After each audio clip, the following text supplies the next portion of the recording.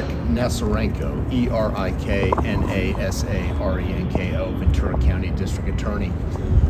On behalf of Tanya, Carrie, and Shauna, 3 women who were drugged into a state of unconsciousness, raped, and sexually assaulted, we are urging the Board of Parole Hearings to deny parole and early release to Andrew Luster. He remains a present danger to society if released. He has continued to deny full responsibility for his crimes.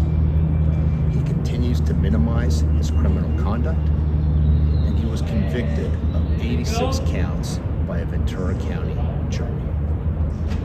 He is ineligible for early release in the opinion of the Ventura County District Attorney's Office.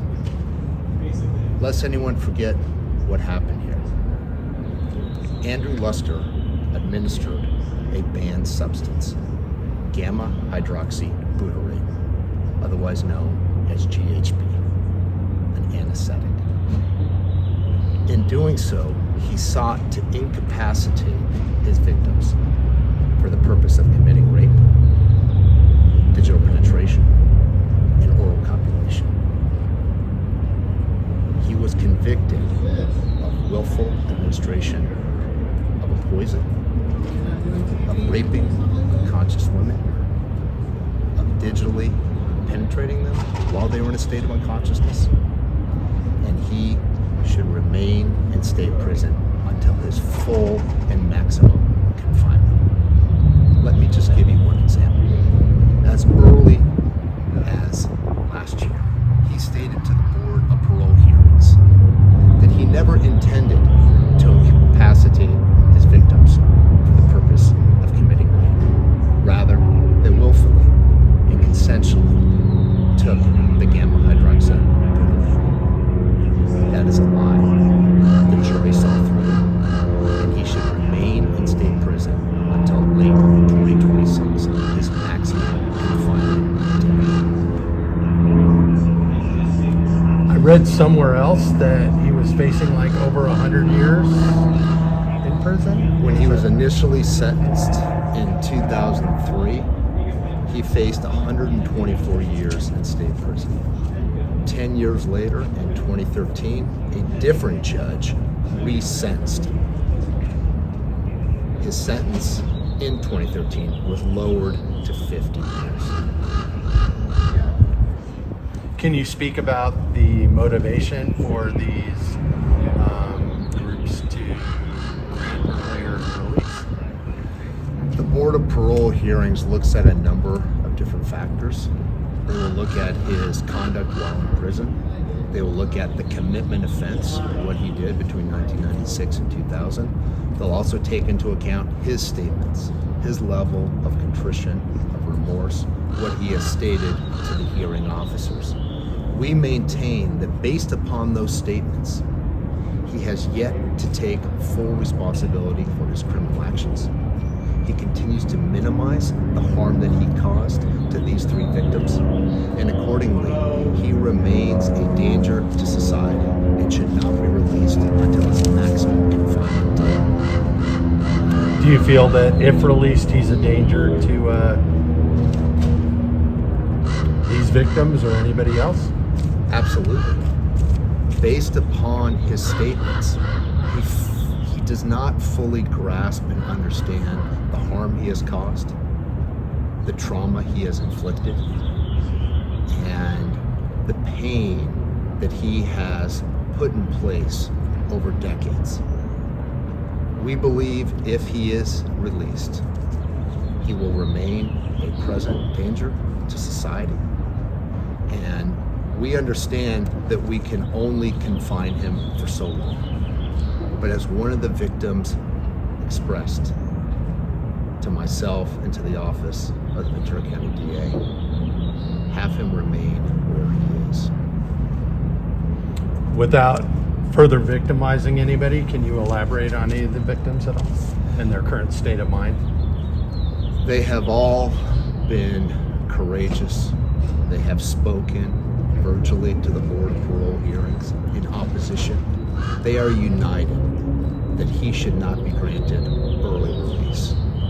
They are scheduled to do the same at the Board of Parole hearings tomorrow, but I just want to go ahead and applaud these three women, Tanya, Shauna, and Carrie, who continue to be stalwarts in opposing his release and continuing to be a champion for other victims, letting them know that they can come forward, they can disclose sexual assault, and that perpetrators will indeed be held accountable. Anything else to be said?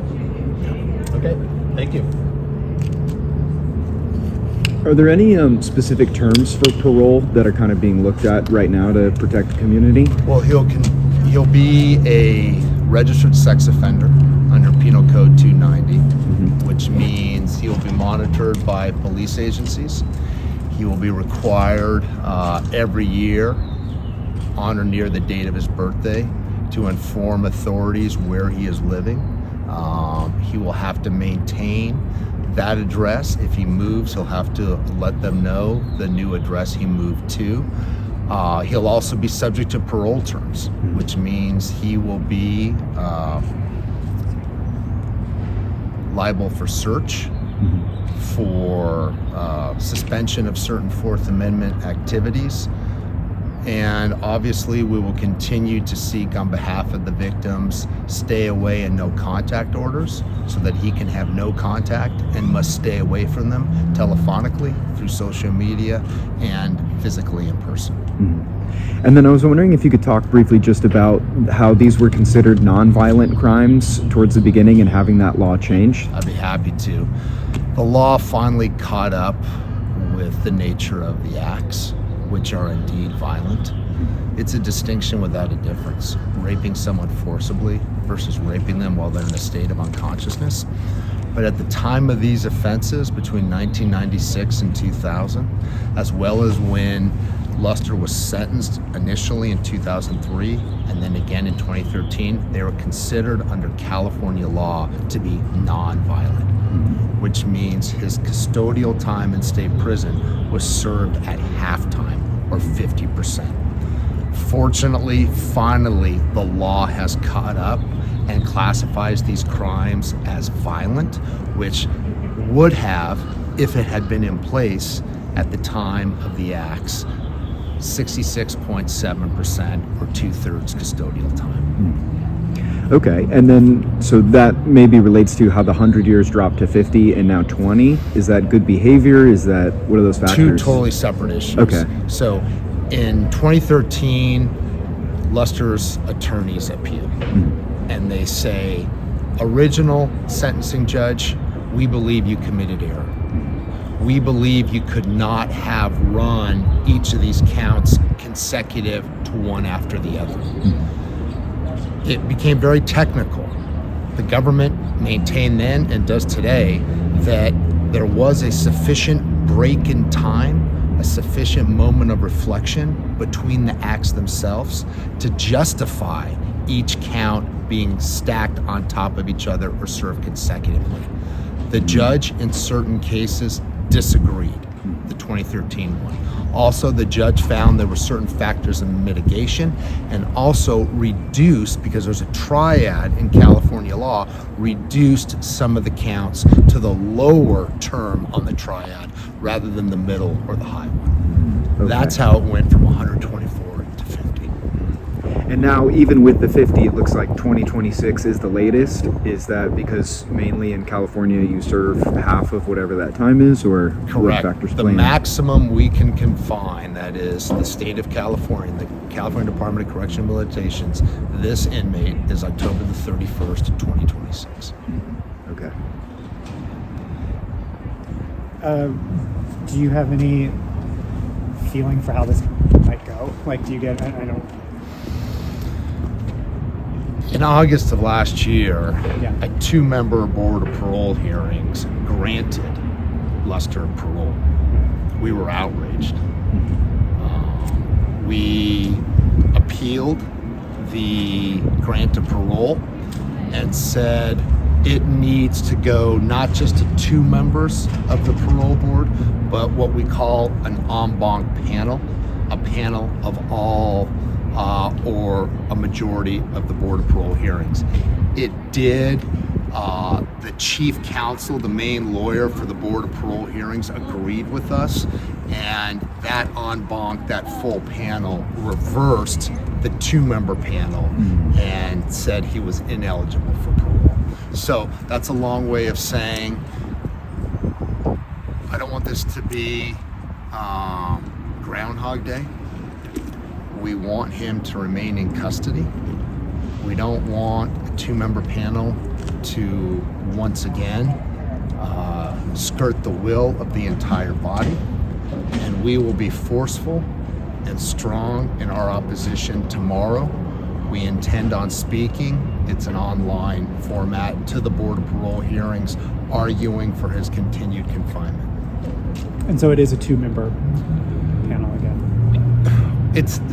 I don't know for certain, but it's not going to be a full en banc, full panel. Okay. It'll So be we don't know how many some people. smaller composition, but I can't speak exactly to how many. Are these hearings open to the public at all? I believe they are not, but I can check on that, Grant. Okay. Yeah, if there's like a Zoom link or something. Yeah, let me know. absolutely. Yeah. Any other questions? I know there's always been talk of there having been more victims than were convicted for. Could you speak on that at all? He left a sadistic treasure trove as evidence in these sexual assaults. Specifically, when a search warrant was served on his beachside residence here in Ventura County, they found a number of videos.